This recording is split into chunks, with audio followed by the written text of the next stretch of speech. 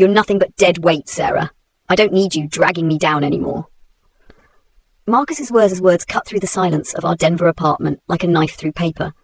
I stood frozen in our bedroom doorway, watching him stuff my art supplies into garbage bags with the same enthusiasm he'd once reserved for our weekend hiking trips in the Rocky Mountains. My name is Sarah Chen, and at 38 years old, I never imagined I'd be watching my husband of 12 years treat my life's work like literal trash. Marcus threw another canvas into the bag, not caring that it was a painting I'd spent 3 months perfecting for the downtown Denver gallery that had finally agreed to display my work. Marcus, what are you doing? I whispered, my voice barely audible over the sound of my world falling apart piece by piece. He didn't even look up from his destructive task, his face twisted with a mixture of excitement and disdain that I'd never seen before.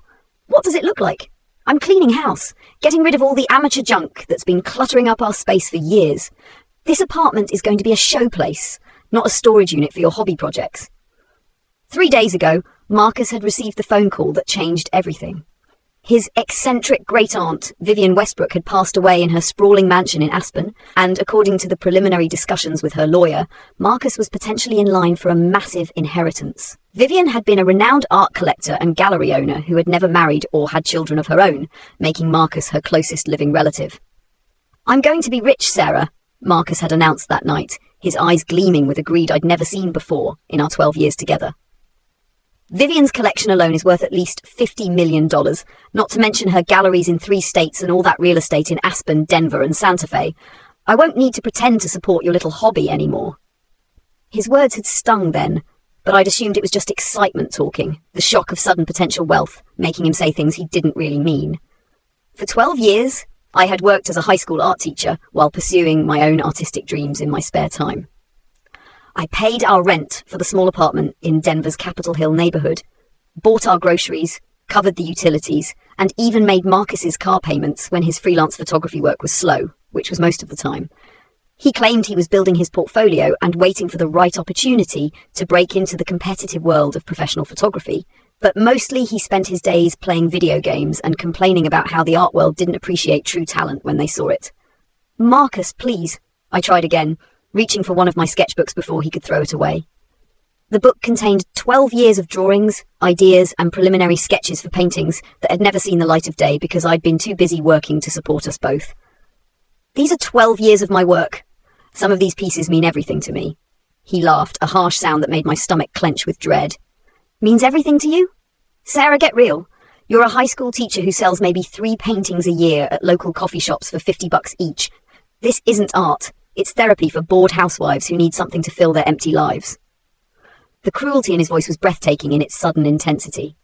This was the same man who used to tell me that my paintings captured emotions he couldn't express with his camera. The same man who had promised to support my dreams when we got married in that small ceremony in Boulder 12 years ago, surrounded by wildflowers and hope for our shared artistic future. I've been holding myself back for years, trying to be supportive of your delusions, Marcus continued, now attacking my collection of art books, many of them gifts from students who appreciated my teaching and wanted to encourage my own artistic development.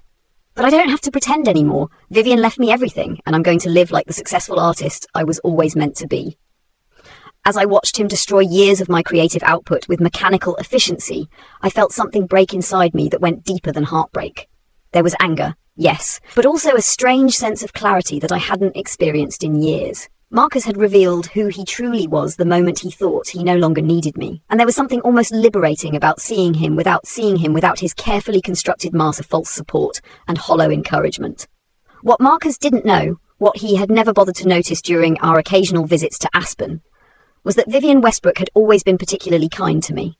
While Marcus would spend those visits trying to impress her with his photography portfolio and dropping not-so-subtle hints about his artistic vision and his need for financial backing to pursue his career seriously, I would sit with Vivian in her glass-walled sunroom, discussing technique and artistic philosophy while looking out at the snow-capped peaks of the Rockies. She had a sharp wit and an even sharper eye for both art and character, developed over 60 years of collecting and 40 years of running successful galleries in 3 major cities. Her collection was legendary in art circles, not just for its monetary value, but for the impeccable taste and emotional resonance of every piece she chose to acquire. Your husband takes technically competent pictures, Vivian had told me during our last visit 6 months ago, her tone carefully neutral as she examined Marcus's latest portfolio while he waited anxiously for her approval. But he doesn't understand that technical skill without genuine passion creates pretty decorations, not art that speaks to the human condition. She had gestured toward one of my small watercolours that I'd brought as a gift, a simple painting of aspen trees in autumn that I'd done during a hike the previous fall. This, however, has soul. You can feel the emotion behind every brushstroke, the love for the subject matter, the authentic connection between the artist and the natural world. I remembered blushing at her praise, especially since Marcus had dismissed that same painting as amateur hour when I'd first shown it to him. He'd criticised my colour choices, my composition, and my technique, making me doubt myself so thoroughly that I'd almost thrown the painting away. But Vivian had insisted on keeping it, hanging it in her personal study alongside works by artists whose names I recognised from art history textbooks. Art isn't about fame or money, Vivian had continued, studying my watercolour with the same intensity she reserved for her most valuable acquisitions. It's about truth, about showing the world something they haven't seen before, or helping them see something familiar in a completely new way. Too many people confuse artistic ambition with artistic ego, and they end up creating work that says nothing because they have nothing authentic to say. At the time, I thought she was just being encouraging to her great-nephew's wife, the kind of polite support that wealthy relatives sometimes offer to struggling family members. I never imagined her words would prove so prophetic, or that she had been observing our relationship with the same keen eye she brought to evaluating potential acquisitions for her collection. Marcus's attitude toward Vivian had always been complicated by his mixture of respect for her success and frustration with what he saw as her failure to recognise his obvious talent. He respected her wealth and her reputation in the art world, but he was consistently annoyed by her preference for what he called boring traditional art over his innovative contemporary photography. After every visit to Aspen, he would complain that she was old-fashioned and stuck in the past, unable to appreciate modern artistic vision. She doesn't understand cutting-edge photography, Marcus had grumbled after our last visit, his disappointment evident when Vivian had politely declined to display his work in any of her galleries. She's too conservative, too focused on paintings and sculptures. But once she's gone and I inherit her collection, I'll show the art world what real innovation looks like. The memory of those words now felt like ice water in my veins. Marcus hadn't just been ungrateful for Vivian's hospitality and dismissive of her artistic judgment. He'd been actively waiting for her to die so he could benefit from her life's work and use her reputation to launch his own career. The thought made me feel sick to my stomach. Vivian had been a vibrant, intelligent woman who had built her success through decades of hard work, careful study, and genuine passion for artistic expression. She had supported countless emerging artists, provided opportunities for people who might never have been discovered otherwise, and used her wealth to make the art world more accessible and more diverse. The idea that Marcus saw her primarily as a source of future inheritance was not just callous, it was a fundamental betrayal of everything she stood for. Now, as I stood in our apartment watching him destroy my art while fantasizing about spending her money, I wondered what Vivian would think of Marcus's true character if she could see him now. Would she be surprised by his cruelty, or had she seen through his facade years ago? The funeral was held at the Wheeler Opera House in Aspen 3 days later, a venue that Vivian had specifically chosen because she wanted her memorial service to take place somewhere that celebrated artistic achievement. It was a somber but beautiful affair attended by artists, gallery owners, museum curators and collectors from across the country and beyond. People flew in from New York, Los Angeles, Paris and London to pay their respects to a woman who had shaped the contemporary art world through her vision, her generosity, and her unwavering commitment to supporting authentic artistic expression. Marcus's behaviour during the service was not just embarrassing, it was actively offensive to anyone who had actually cared about Vivian as a person, rather than as a source of potential wealth. Instead of mourning her passing or celebrating her extraordinary life, he spent the time networking with the gallery owners and art dealers in attendance, dropping hints about his upcoming inheritance and his ambitious plans to revolutionize the contemporary art scene with his innovative photography and modern business approach. "I'm thinking of opening a new gallery focused entirely on contemporary photography," I heard him tell Rebecca Martinez, who owned one of the most prestigious galleries in Santa Fe and had been a close friend of Vivian's for over 20 years. Aunt Vivian's collection is beautiful, of course, but it's time to bring some fresh perspective to the art world. Photography is the medium of the future, and I have the vision to help collectors understand that. Rebecca's expression was politely neutral, but I caught her exchanging a meaningful glance with Jonathan Wright, a museum curator from Denver who had worked with Vivian on several major exhibitions. The art world was much smaller than most people realized, and word traveled fast about people who put profit before passion, especially when they were disrespectful at memorial services. What struck me most profoundly during the service was how many people approached me with genuine condolences and personal stories about Vivian's kindness and generosity. I had known she was respected in the art world, but I hadn't fully understood the depth of her impact on individual artists' lives until I heard story after story from people she had helped, supported, and encouraged over the decades. She bought my first painting when I was completely unknown and desperately broke, one elderly sculptor told me during the reception, tears in her eyes as she spoke. Not because she thought it would increase in value or because she needed another piece for her collection, but because she said it spoke to her on an emotional level. That sale gave me the confidence to keep creating when I was ready to give up on art entirely. Vivian funded my art education when my parents couldn't afford it, a middle-aged painter added, joining our conversation. She never asked for anything in return, never wanted credit or recognition. She just believed that talent deserved support regardless of someone's financial circumstances. As I listened to these stories throughout the afternoon, I began to understand that Vivian's true legacy wasn't her collection or her wealth, but the profound impact she'd had on countless artists' lives and careers.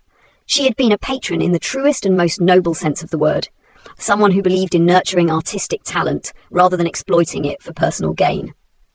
Marcus, meanwhile, continued to treat the funeral reception like a business networking event, completely oblivious to the fact that his behaviour was alienating the very people he hoped to impress.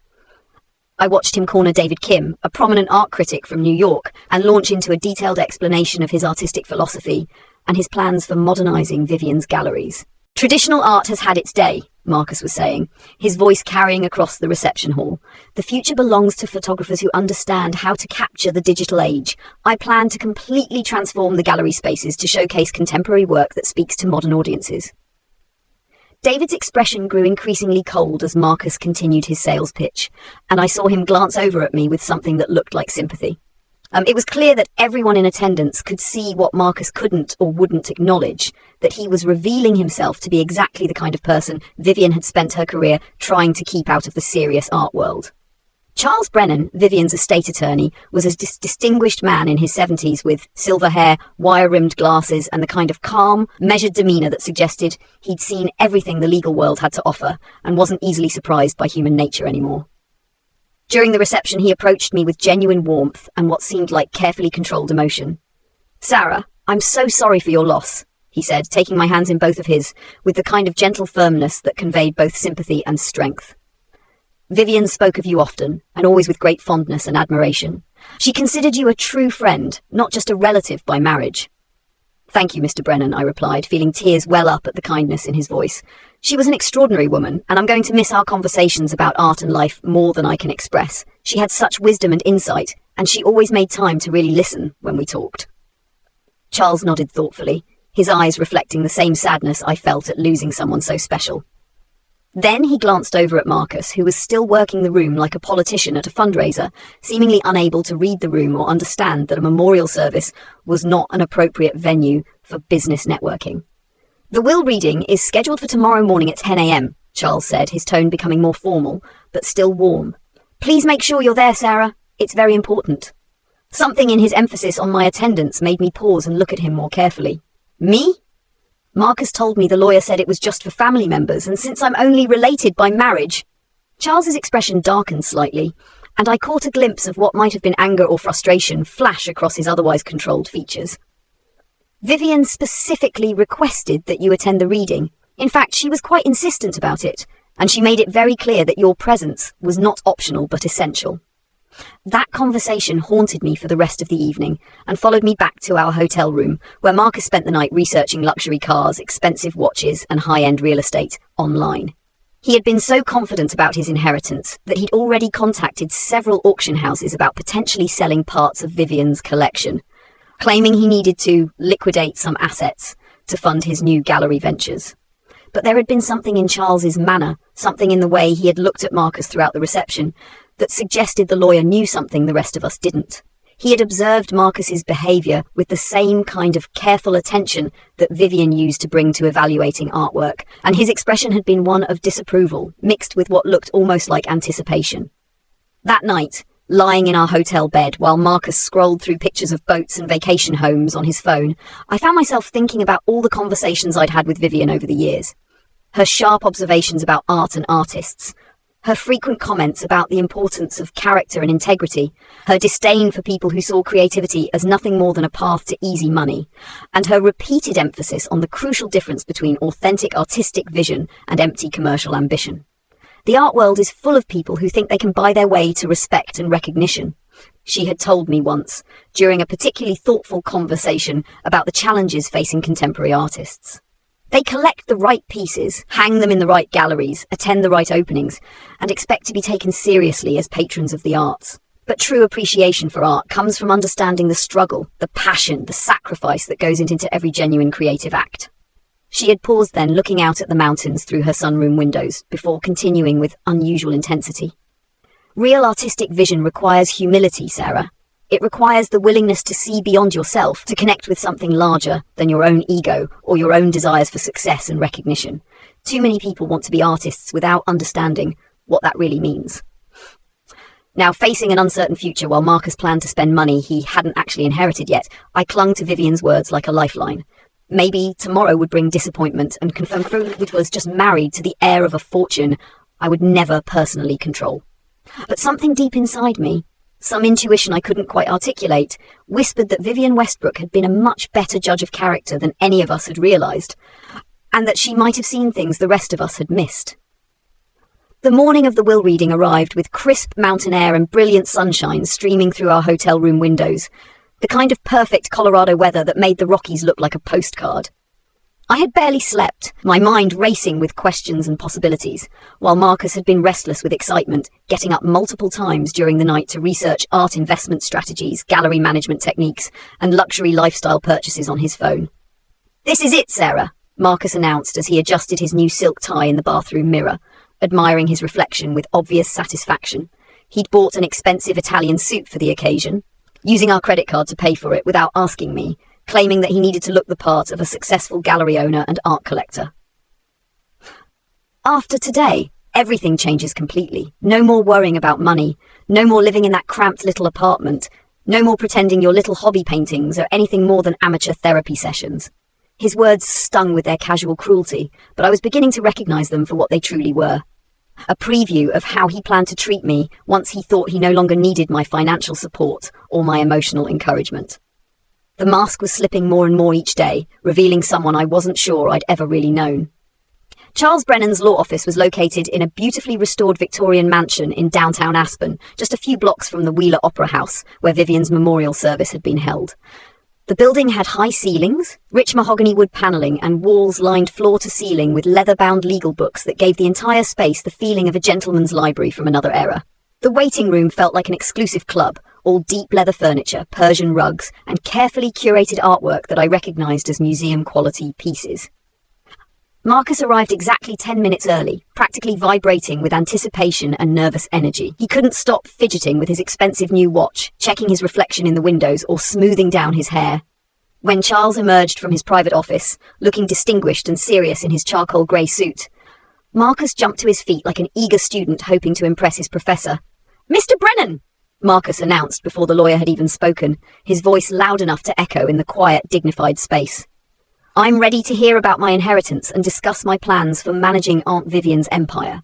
I've been doing research on art market trends and gallery management, and I have some innovative ideas about modernizing the business." Charles's expression remained professionally neutral, but I noticed a slight tightening around his eyes that suggested Marcus's presumptuous enthusiasm was not making a good impression. "Marcus! Sarah, thank you both for coming. Please follow me into the conference room where we can conduct this reading with the privacy and dignity it deserves." The conference room was even more impressive than the waiting area, dominated by a massive mahogany table that could have seated 12 people comfortably. The walls were hung with oil paintings of Colorado landscapes, and I recognised Vivian's discerning taste in every carefully chosen detail, from the antique Persian rug to the crystal water glasses placed at each seat. Charles took his place at the head of the table and opened a thick manila folder with obvious reverence. Before we begin, Charles said, adjusting his wire-rimmed glasses and speaking in the kind of measured tone that suggested the gravity of the occasion, I want to make sure both of you understand that this reading will proceed exactly as Vivian specified in her final instructions. There will be no interruptions, no questions until I'm completely finished reading the entire document, and no disputes or challenges until the will has been read in its entirety. Marcus leaned forward eagerly, his hands clasped together on the table like someone preparing to receive communion. Of course, Mr. Brennan. I completely understand the formality of these proceedings. I'm ready to learn about my responsibilities as Vivian's heir and primary beneficiary. Something in Charles's expression shifted almost imperceptibly, a subtle change that made me sit up straighter in my chair. There was something in his eyes that looked almost like satisfaction, mixed with anticipation, as if he were about to deliver news that he had been looking forward to sharing. Marcus, before we proceed with the actual reading, Charles said carefully, I have to ask, did you take the time to read the copy of the will that was sent to you by certified mail last week? Marcus waved his hand dismissively, as if the question were beneath his consideration. I skimmed through it, but honestly, all that legal language is incredibly confusing and hard to follow. I figured you'd explain everything important today in plain English. Besides, I know Aunt Vivian left everything to me. I'm her only living relative, her closest family member, and she always talked about wanting her legacy to continue through the family line. Charles's eyebrows rose slightly, and I caught what might have been the ghost of a smile playing at the corners of his mouth. I see. That's interesting. And you, Sarah, did you receive a copy of the will to review? I shook my head, feeling suddenly self-conscious under his direct gaze. Marcus told me I didn't need to see it because it was strictly family business, and since I'm only related by marriage, it wouldn't concern me directly. For a moment, Charles's professional composure cracked completely, and I saw something that looked like genuine anger flash across his distinguished features. He removed his glasses, cleaned them carefully, and replaced them before speaking again. That's extremely unfortunate, Sarah, because you are not only very much concerned with this will, but you are in fact central to its most important provisions. The room fell completely silent, except for the ticking of an antique grandfather clock in the corner. Marcus's confident smile began to falter slightly, and I felt my heart begin to race for reasons I couldn't entirely explain or understand. Charles withdrew a thick document bound in blue legal backing and sealed with red wax, handling it with the kind of reverence usually reserved for historical artifacts. The last will and testament of Vivian Elizabeth Westbrook, he announced formally, dated February 14th of this year, and properly witnessed by 3 individuals in accordance with Colorado state law. February 14th. That was just 4 months ago, well after our last visit to Aspen, when Marcus had made particularly cruel comments about my art, and when I had started seriously questioning whether our marriage was built on mutual support or just financial convenience and habit. Let's begin, Charles said, his voice taking on the formal cadence of legal proceedings. Something in his tone suggested that nothing would ever be the same after the next few minutes, and I found myself gripping the arms of my leather chair as if preparing for turbulence. Charles cleared his throat and began reading from the elegantly typed legal document, his voice carrying clearly through the wood-panelled room. I, Vivian Elizabeth Westbrook, being of sound mind and body and under no constraint or undue influence, do hereby set forth my last will and testament, revoking all previous wills and codicils. He paused, looking directly at Marcus, with an expression that seemed to carry weight beyond the formal words. To my great-nephew, Marcus Chen, who has spent the past several years visiting me with dreams of inheriting my collection and what he perceives to be my vast wealth, I leave the sum of $10,000 in cash and my complete collection of photography books and equipment, with the sincere hope that he might finally learn the crucial difference between taking technically competent pictures and creating art that speaks to the human soul.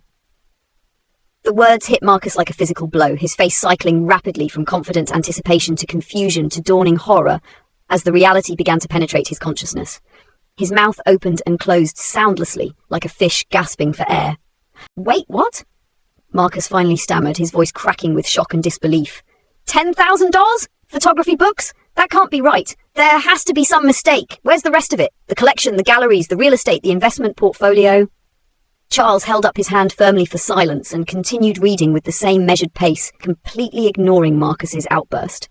To the Denver Art Museum, in recognition of their outstanding commitment to art education and their support of emerging artists, I leave my collection of contemporary sculptures, valued at approximately $8 million, with the specific stipulation that they be displayed in a new wing dedicated to supporting and showcasing the work of emerging artists who might not otherwise have opportunities for exhibition. Marcus was beginning to hyperventilate, his breathing becoming rapid and shallow as the implications began to sink in. "This is impossible," he gasped. "I'm her heir, I'm family, I'm blood. This has to be some kind of mistake or fraud." "To the Aspen Community Foundation," Charles continued implacably. "I leave my real estate holdings in Colorado, including my primary residence and all surrounding property, valued at approximately $15 million, to be used for the establishment of affordable housing and studio space for artists, art teachers, and other creative professionals who contribute to our community's cultural richness, but often struggle with the high cost of living in resort areas." I watched in fascination and growing amazement as Charles methodically distributed Vivian's empire to various charitable causes, educational institutions, and arts organizations. With each bequest, Marcus's dreams of inherited wealth crumbled a little more, his face growing paler and his hands beginning to shake visibly. "To the Colorado Alliance for Arts Education," Charles read, "I leave liquid assets totaling $12 million for the establishment of grants and scholarships supporting arts education in public schools, with particular emphasis on programs that serve low-income communities where arts funding has been eliminated due to budget constraints." By now, Marcus was openly sobbing, the reality of his situation finally penetrating his shock and disbelief. He had counted on this inheritance not just as a financial windfall, but as validation of his artistic aspirations and his worth as a person. The money he had already mentally spent, the lifestyle he had imagined, the respect he thought he would automatically receive, all of it was evaporating before his eyes. "To the Vivian Westbrook Foundation for Artistic Integrity," Charles continued, his voice taking on a warmer tone that suggested we were approaching something more personal. "I leave additional liquid assets of $5 million to support artists who demonstrate authentic creative vision and genuine commitment to their craft, regardless of their commercial success or mainstream recognition." The room was thick with tension and emotion, Marcus's quiet sobs providing a counterpoint to Charles's steady professional voice. I felt like I was watching a carefully orchestrated performance, as if every word had been chosen, not just for its legal precision, but for its emotional impact. "And finally," Charles said, his voice dropping to a more intimate register, "to Sarah Chen, more genuine appreciation for art, more authentic creative passion, and more integrity of character in 12 years than some people demonstrate in an entire lifetime. I leave the entirety of my private art collection, my 3 commercial galleries in Denver, Aspen, and Santa Fe, and all remaining liquid assets and investment holdings, totaling approximately $35 million. The silence that followed was so complete that I could hear my own heartbeat echoing in my ears. Marcus made a strangled sound that was somewhere between a gasp and a scream, but I felt like I couldn't breathe, couldn't move, couldn't process what I was hearing. The numbers were too large, the implications too overwhelming to comprehend all at once. "This can't be legal," Marcus finally managed to choke out, his voice breaking with desperation and rage. "She's not even blood family, she's just my wife. You can't just give away my rightful inheritance to someone who manipulated a dying old woman. I'll contest this, I'll prove she used undue influence. I'll fight this in court until there's nothing left." Charles's expression turned ice cold, his professional demeanor hardening into something that suggested he had dealt with many similar challenges over his long career, and was not impressed by Marcus's threats or emotional outburst. "Marcus, I strongly advise you to be very careful about making accusations or threats in my presence," Charles said, his voice carrying the quiet authority of someone accustomed to being taken seriously. "Vivian's will is legally sound, properly executed, thoroughly witnessed, and absolutely binding under Colorado state law. Any attempt to contest it will result in expensive legal fees that you can no longer afford, and I can assure you that you will not succeed." He opened another folder and withdrew a sealed envelope with my name written in Vivian's distinctive, elegant handwriting. The sight of her familiar script made my eyes fill with tears as the reality of her death and her incredible final gift began to sink in simultaneously.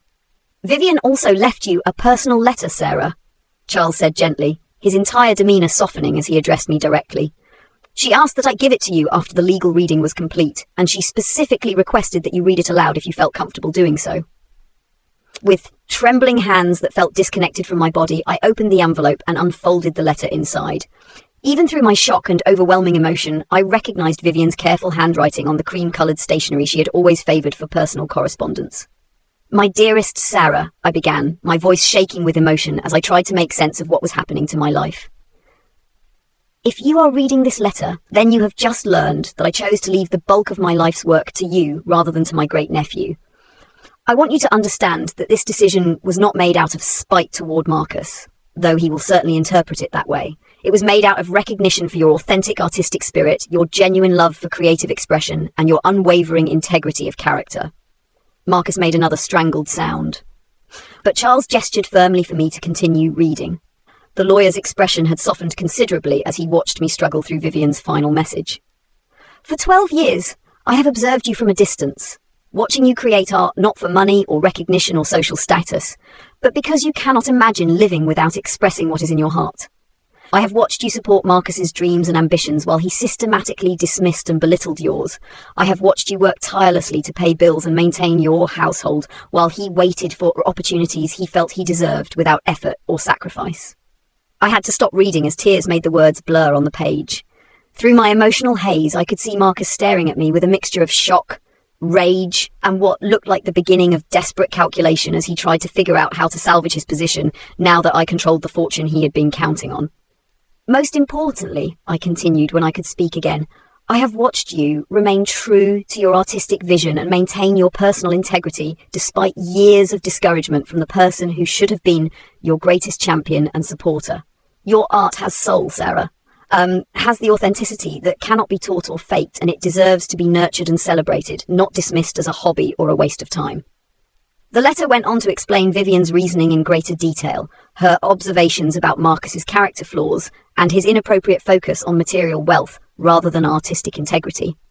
She described watching him during family visits, noting his dismissive attitude toward her collection, his obvious impatience with older artistic traditions, and his concerning tendency to see art primarily as a commodity to be bought and sold, rather than as a form of human expression to be treasured and preserved.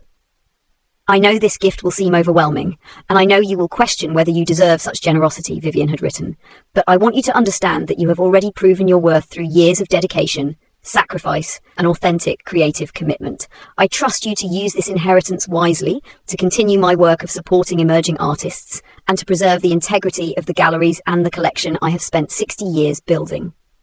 The letter concluded with practical advice about managing the galleries, recommendations for key staff members I should retain, and a heartfelt request that I consider establishing additional programs to support art teachers and other creative professionals who, like myself, pursued their own artistic dreams despite financial challenges and lack of recognition. Use this gift not just to secure your own future, Sarah, but to nurture the artistic dreams of others who face the same struggles you have faced. Art is meant to be shared, supported, and celebrated by people who understand its true value. I trust you to carry on that mission with the same integrity and passion you have shown in your own creative work. As I folded the letter with hands that were still trembling, the full magnitude of what had happened began to penetrate my consciousness. Vivian had not only recognized my artistic passion and validated years of struggle and sacrifice, but she had trusted me with preserving her legacy and continuing her life's work of supporting other artists who faced similar challenges. Marcus had stopped crying and was now staring at me with a mixture of shock, rage, and what I recognized as desperate calculation. I could practically see the wheels turning in his head as he tried to figure out how to salvage his position, now that I controlled the fortune he had been so confident about inheriting. "Sarah," he said, his voice taking on the wheedling, manipulative tone he used when he wanted something from me. "Baby, this is incredible news. This is amazing for both of us. I mean, we're married, so this inheritance is really community property, right? We can work together on this. We can sell some of the collection, maybe modernize the galleries, bring in some contemporary photography exhibitions that will really shake up the traditional art world."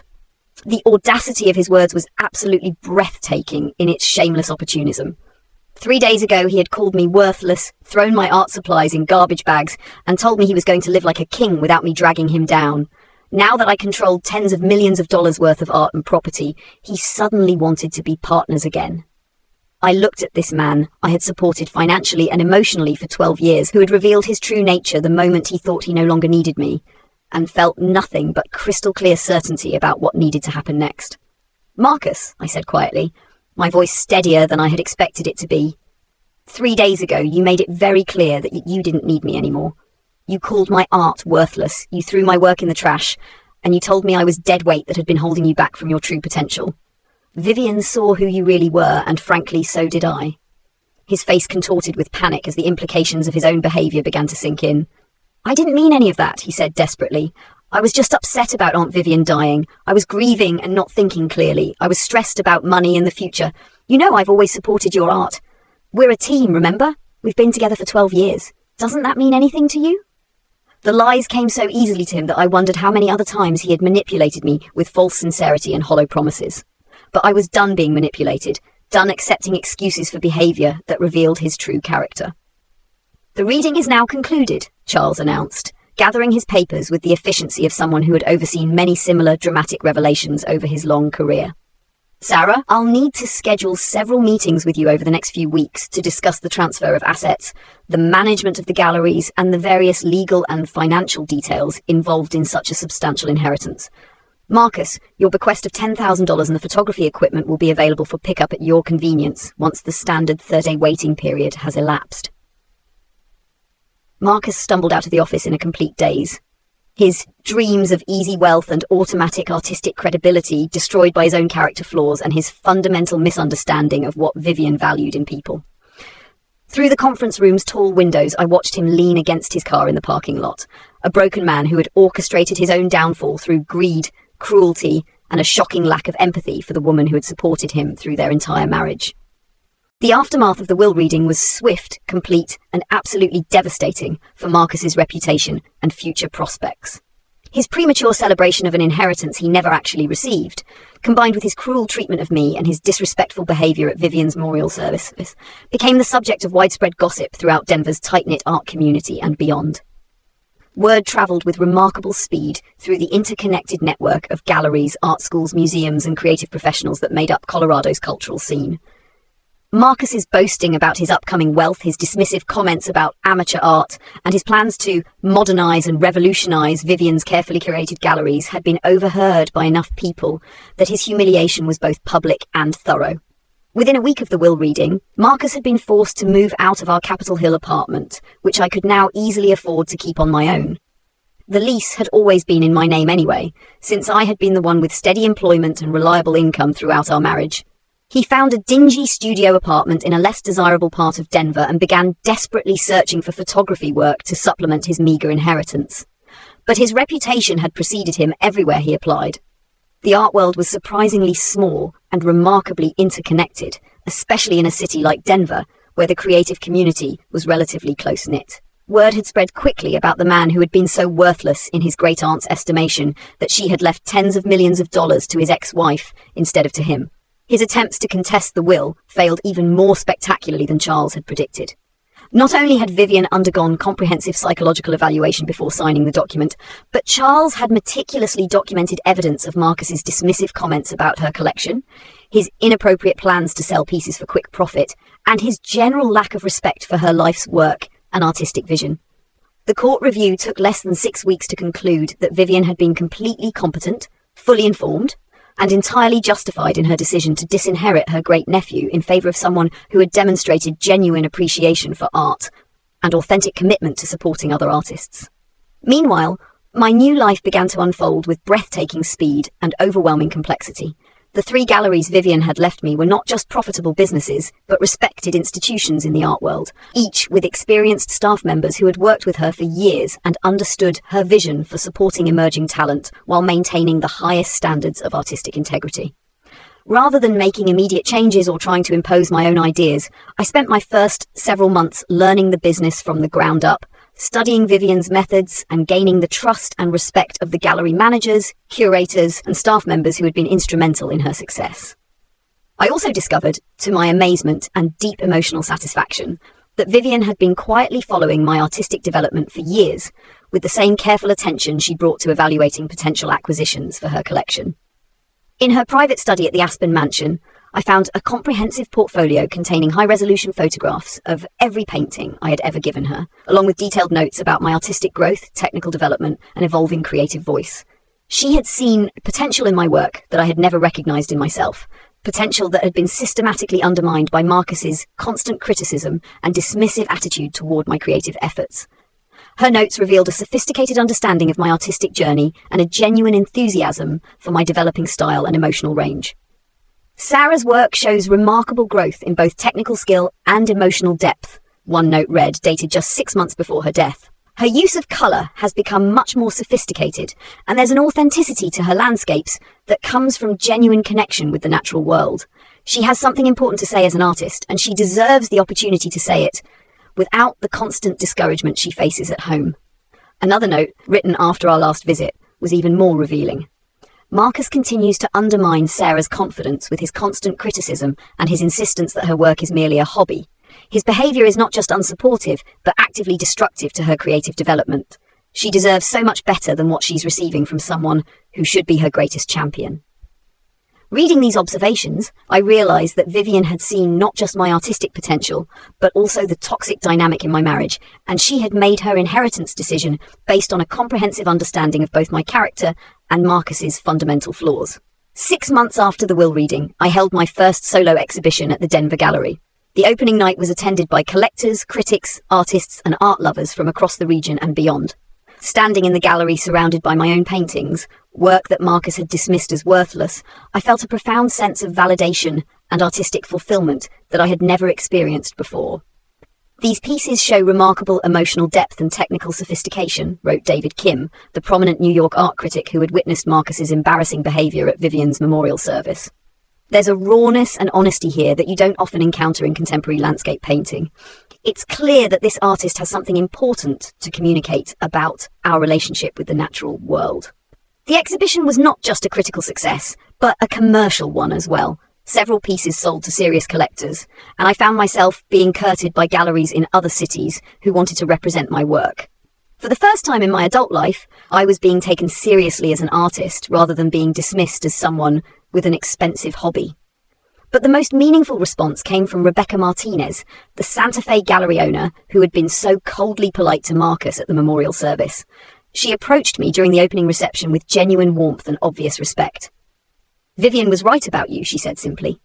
"She told me years ago that you were the real artist in your family and that your work had the kind of authenticity that can't be taught or faked. I can see why she trusted you with her legacy." A year after inheriting Vivian's empire, I established the Westbrook Foundation for Artistic Integrity, a non-profit organisation providing grants, scholarships, and support services for art teachers who were also practicing artists. The foundation's mission statement, which I wrote myself, emphasised Vivian's core belief that authentic artistic expression deserved support regardless of commercial potential or mainstream recognition. The first major grant recipient was a high school art teacher from Colorado Springs named Maria Gonzalez, who created powerful paintings about immigration and cultural identity in her spare time while working full-time to support her family. Her work reminded me of my own journey, struggling to maintain creative integrity while meeting practical responsibilities, and I knew Vivian would have approved of the choice. "This grant means I can finally afford to take a sabbatical and focus on my art full-time," Maria told me when I called to inform her of the award. "I've been painting in my kitchen for 15 years, dreaming of having a real studio and the time to develop my work properly. You've given me the chance to find out what I'm really capable of as an artist." Conversations like that one made me understand why Vivian had been so passionate about supporting emerging artists. The money was important, but the validation and encouragement were equally crucial for people who had been told their dreams weren't practical or profitable. As for Marcus, his fall from anticipated wealth to actual poverty was complete and seemingly permanent. His photography work never gained the recognition he felt he deserved, partly because his images lacked the emotional authenticity that Vivian had always insisted was essential to meaningful art. He eventually took a job at a commercial photography studio, taking pictures for real estate listings, corporate headshots, and wedding photography, the kind of technically competent but artistically hollow work that paid the bills but offered no creative fulfillment. The divorce was finalised without contest 18 months after the will reading. Marcus couldn't afford to fight it, and even if he could have, Colorado's laws would not have given him any claim to assets I had inherited independently before our legal separation. His dreams of living off my newfound wealth died along with our marriage, and he was forced to face the reality that his entire plan for the future had been built on expectations that were never realistic. 2 years after that life-changing day in Charles Brennan's office, I stood in the Aspen Gallery during a major retrospective exhibition titled Truth in Art, The Westbrook Legacy and Its Continuing Mission. The show featured pieces from across Vivian's 60-year collecting career, displayed alongside contemporary works by the artists she had supported through her galleries and foundation. One entire wall of the exhibition was dedicated to a series of my own recent paintings, displayed alongside works by established masters whose careers Vivian had helped launch decades earlier. The placard beside my section read, "Sarah Chen, continuing the vision of authentic artistic expression." It was a recognition I had never dreamed possible during those years when Marcus had convinced me that my art was just a hobby, something to fill empty hours, rather than a genuine expression of creative vision worth taking seriously. As visitors moved through the gallery that evening, discussing the works with genuine appreciation and sophisticated understanding, I thought about the journey that had brought me to this moment. Marcus's betrayal had revealed not just his true character, but had cleared the path for me to discover my own worth as both an artist and as a human being worthy of respect and support. Standing there, surrounded by art that celebrated truth over pretension, passion over profit, and authentic expression over empty ambition, I knew that Vivienne Westbrook had given me something far more valuable than financial security. She had given me the recognition that my art, my dedication, and my authentic creative spirit had always been worthy of respect and support. The greatest revenge had not been orchestrated by me, but by a woman who had observed both Marcus and me with the same keen eye she brought to evaluating potential acquisitions. She had seen through his facade of artistic ambition to the selfishness and opportunism underneath, just as she had recognized the genuine creative passion that I had been too discouraged to fully acknowledge in myself. Marcus had thrown away not just our marriage, but his entire future in service of a greed that revealed the fundamental emptiness at his core. The man who had called me worthless and dead weight had proven himself to be exactly that, while the woman he had discarded had been recognized by someone who truly understood the value of artistic integrity and human character. In the end, the most perfect revenge had been allowing Marcus to reveal his true nature, while someone who mattered was watching and judging accordingly. Vivienne's final act had been one of exquisite justice, recognizing authentic artistic passion while exposing and punishing those who saw art as nothing more than a commodity to be exploited for personal gain. 3 years later, I signed the papers establishing the Westbrook Scholarship Program for young artists. I smiled, knowing that somewhere in the universe, Vivienne was pleased with how her legacy was being preserved and expanded. Her trust in me had been vindicated not just by my success as a gallery owner and foundation director, but by my continued growth as an artist whose work was now represented in museum collections across the country. Looking back on the journey from dismissed and undervalued wife to respected member of the art world, I understood that the best revenge had been living well, creating authentically, and using my unexpected inheritance to support other artists who faced the same struggles I had once endured. Marcus's betrayal had freed me to become the person Vivienne had always seen I could be, and for that liberation, I was ultimately grateful. The last I heard, Marcus was still taking commercial photographs in Denver, still waiting for the recognition he felt he deserved, still unable to understand that authentic artistic success requires not just technical skill, but genuine passion, humility, and respect for the creative process itself. He had lost everything that mattered: love, respect, financial security, and artistic credibility, because he had chosen greed over integrity and selfishness over authentic human connection. Meanwhile, I continued to paint, to run the galleries with growing confidence and success, and to support other artists whose work demonstrated the kind of authentic creative vision that Vivienne had spent her lifetime celebrating. Every day brought new opportunities to honor her memory by nurturing artistic talent and maintaining the highest standards of integrity in everything I did. The art world had accepted me not because of my inherited wealth, but because of my genuine commitment to supporting authentic creative expression and my own developing reputation as an artist whose work spoke to universal human experiences.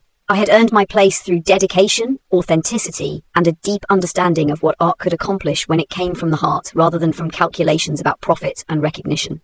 Standing in my own studio now, surrounded by canvases that bore witness to years of struggle, growth, and ultimate triumph, I knew that Vivienne's greatest gift had not been the money, or the galleries, or even the validation of my artistic potential. Her greatest gift had been showing me that authentic worth is recognized by those who truly matter, and that sometimes the most devastating revenge is simply allowing someone to reveal their own character while the right person is paying attention. Marcus had destroyed his own future through his choices, his cruelty, and his fundamental misunderstanding of what makes a person valuable.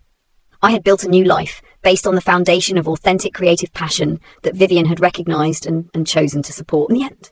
That was justice, more perfect than anything I could have planned or orchestrated myself.